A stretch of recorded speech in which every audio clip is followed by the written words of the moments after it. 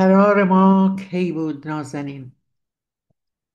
شهر که تنگی نفس میگیرد و بوی تنهایی، گلها که خسته چشم به زمین میدوزند و مرغ مینا که دور خودش چرخ و واچرخ نمیزند.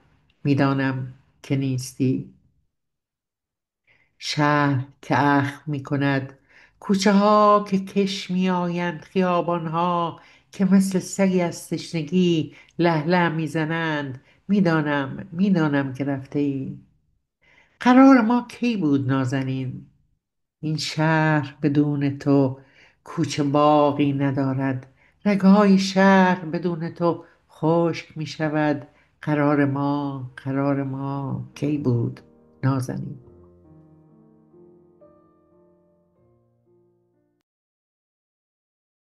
از ارشاد می آیم،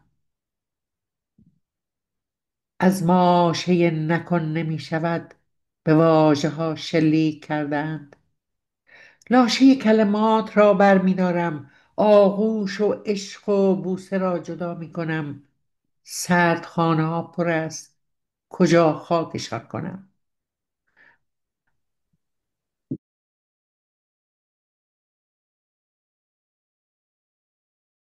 در قفس خودم به خبرها گیر کرده ام. شمال و جنوبم خاطره میخورد، شرق و غربم به خبرها. وقتی برای هواخوری به سرای کودکیم سر میزنم، زندانبان دوباره مرا برمیگرداند به اینجا، به محدوده خودم.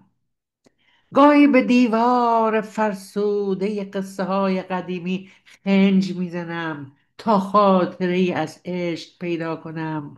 از دستم شیراز میریزد و دریاچه نمک، نمک، نمک.